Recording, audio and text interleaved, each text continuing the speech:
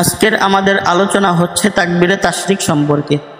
আল্লাহু আকবার, আল্লাহু আকবার, লা ইলাহা ইল্লাল্লাহু, আল্লাহু আকবার ওয়ালিল্লাহিল হামদ। এটা হলো তাকবীরে তাশরিক। তাকবীরে তাশরিক সম্পর্কে আজ আমরা 7টি জরুরি মাসআলা সম্পর্কে আলোচনা করব ইনশাআল্লাহ। নাম্বার 1, তাকবীরে তাশরিক কখন পড়তে হয়।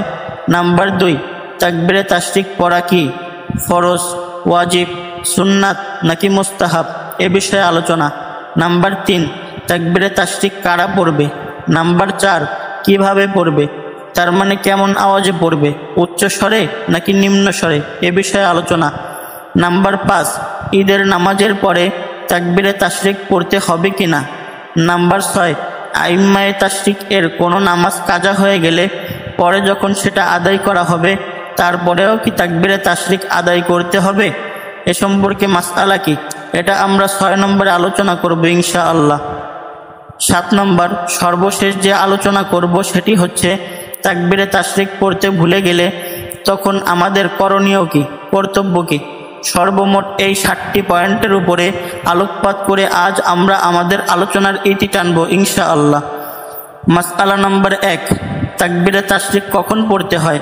এ সম্পর্কে আমরা লক্ষ্য করতে পারি মুস্তাদরাক হাকিমের হাদিস নম্বর 1111, 1112, 1113, 1114 ও 1115।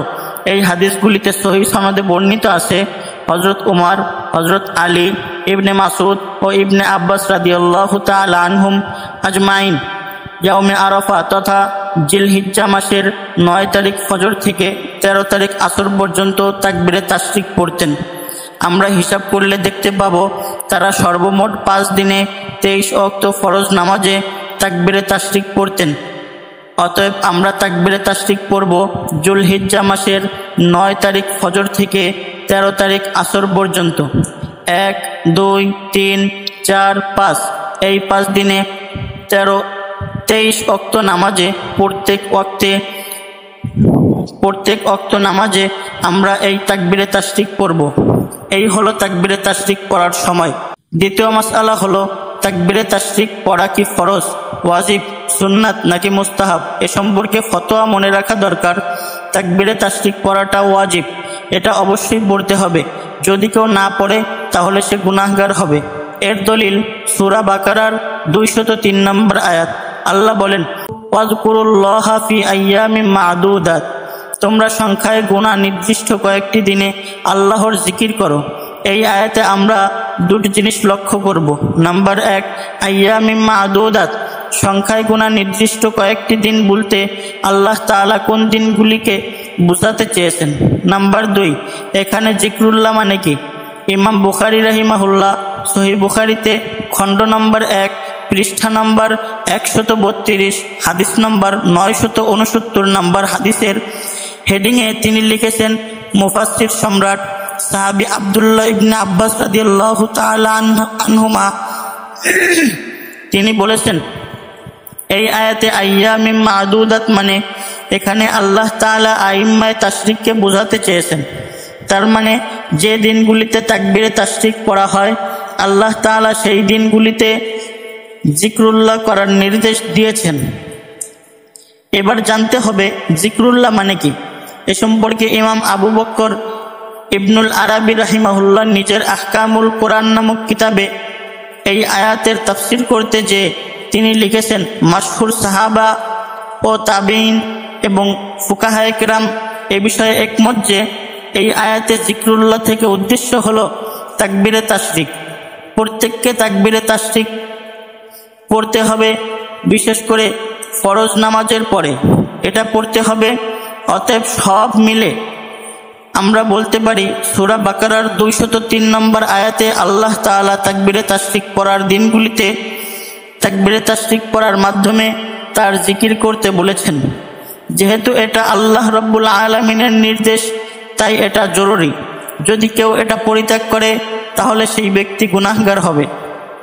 তৃতীয় নম্বর মাসআলা হচ্ছে তাকবীরে তাশরিক কারা পড়বে।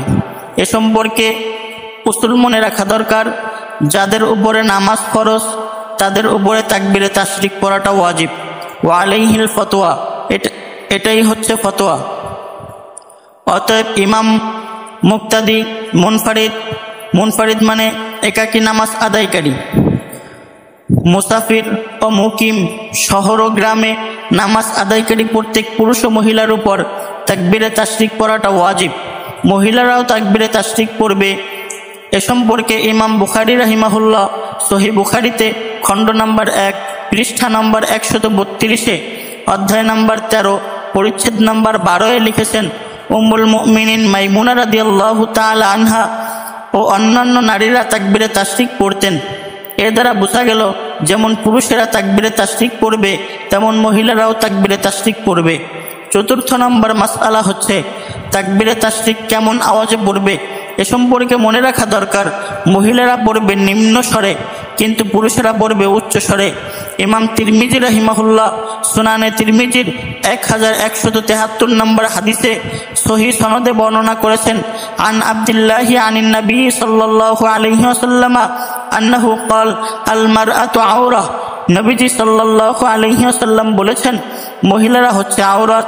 আওরাত মানে হলো অবরণীয় বস্তু, অর্থাৎ পর্দায় রাখার জিনিস।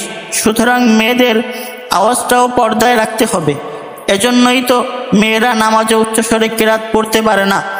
অতএব তারা তাকবীরে তাশরিক পড়বে আস্তে আস্তে, কিন্তু পুরুষদের জন্য তাকবীরে তাশরিক উচ্চস্বরে পড়াটাও ওয়াজিব। আর এটা ওয়াজিব হওয়ার দলিল ইমাম নজর ইবনে শুমাইল রাহিমাহুল্লাহ, যিনি আরবি ভাষায় বিখ্যাত পণ্ডিত, তিনি বলেছেন, আত-তাশরিক হুয়া রাফউ সাউতি বিত-তাকবীর। তাশরিক মানেই হচ্ছে উচ্চ স্বরে তাকবীর বলা। অতএব এটা উচ্চ স্বরে পড়তে হবে। ওয়া আলাইহি আমালুস সালিফ, সালফে সালিহিনদের আমল এটাই ছিল। পঞ্চম নম্বর মাসআলা হচ্ছে ঈদের নামাজের পরে তাকবীরে তাশরিক বলা কি। এ সম্পর্কে ফকিহ ইমামদের মতভেদ আছে। বলিষ্ঠ মতে ঈদের নামাজের পরেও তাকবীরে তাশরিক পড়াটা ওয়াজিব। ওয়া আলাইহিল ফতোয়া, এটাই হচ্ছে ফতোয়া। 6 নম্বর মাসআলা, তাকবীরে তাশরিক পড়ার দিনগুলির কোনো নামাজ যদি কাজা হয়ে যায় তাহলে তাকবীরে তাশরিকের বিধান কি।